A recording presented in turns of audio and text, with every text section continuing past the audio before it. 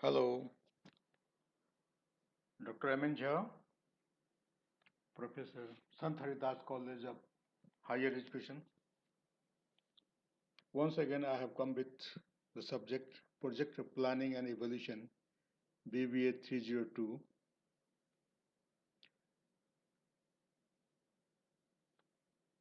Chapter is Network Diagram, Part 3. Today we will discuss about calculation of standard deviation and variance of activity duration on critical path.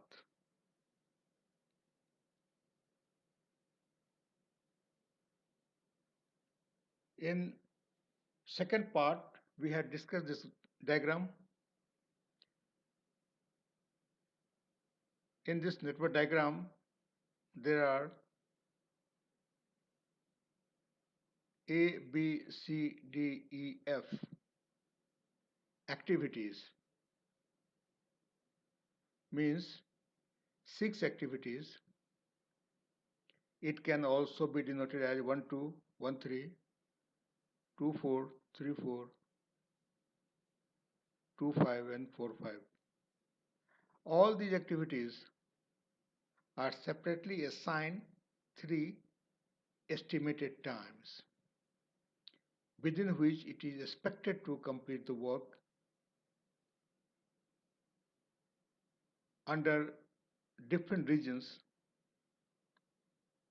T0, Tm, and Tp are valued. So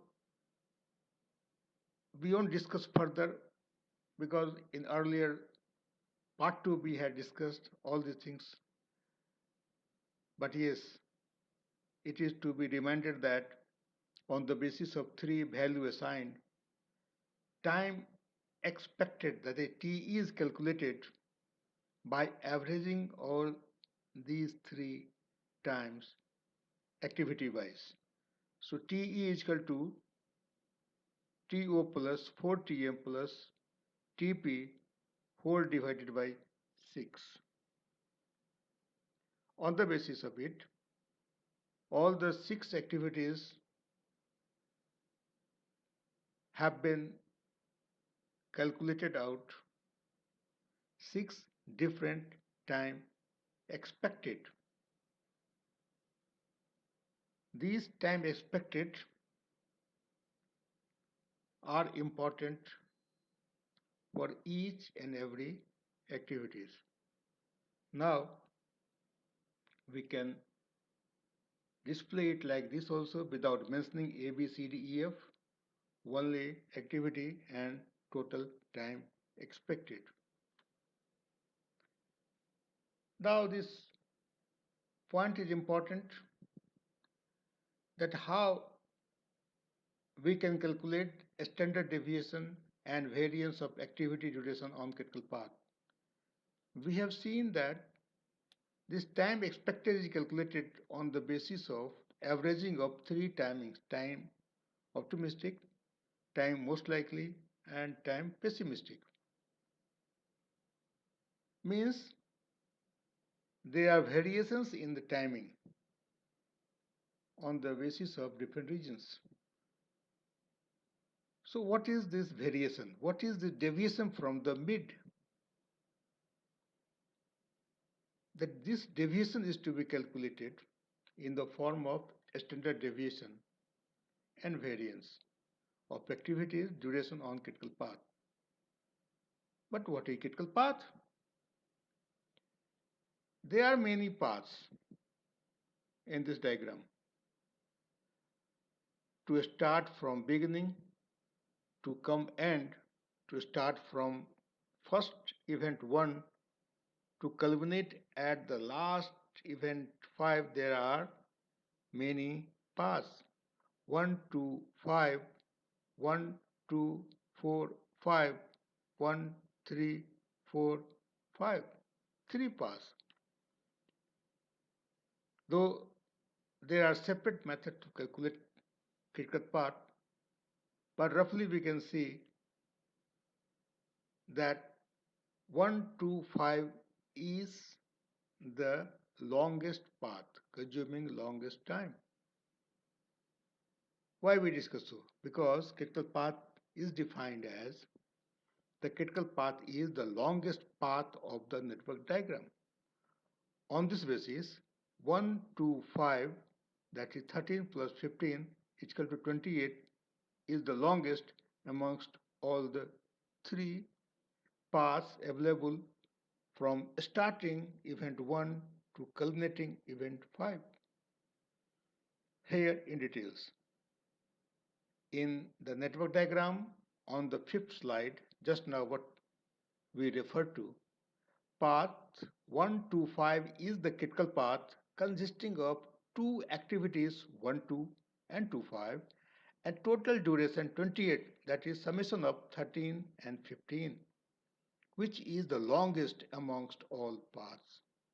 So 1 to 5 is the critical path. Now on this basis, we will calculate standard deviation and variance. For standard deviation and variance, we do not need time expected, but we need the variation in timing, that is time optimistic, time most likely, time pessimistic. Out of three, two timing of two end, that is time optimistic, that is least time, and time pessimistic, that is the maximum time. These two timings will be taken off. So standard deviation and variance of activities duration on critical path 1 to 5 on the basis of its three estimated times value assigned can be calculated on the next slide. This is the table.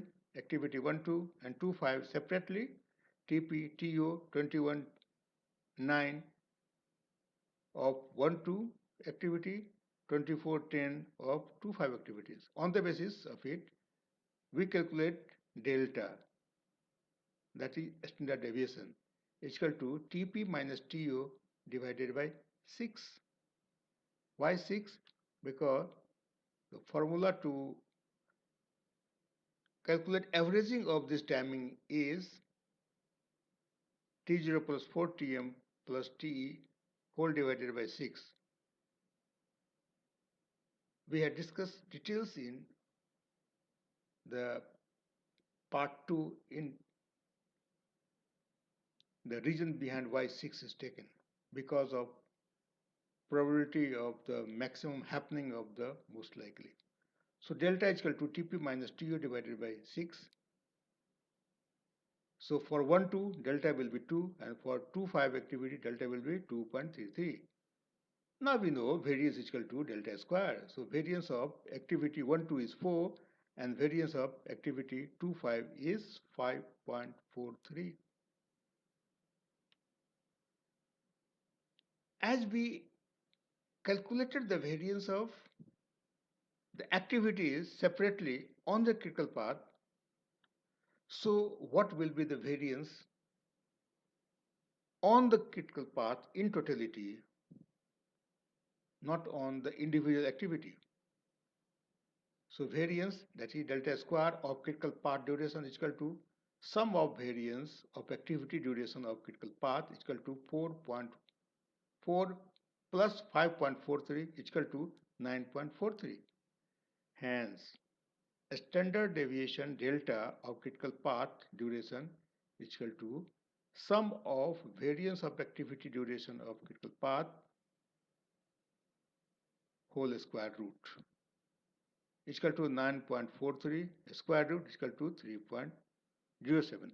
So the answer as per the problem what we had started this slide to make with was what is the standard deviation of the critical path duration and what is the variance of the critical path duration, that is delta and delta square.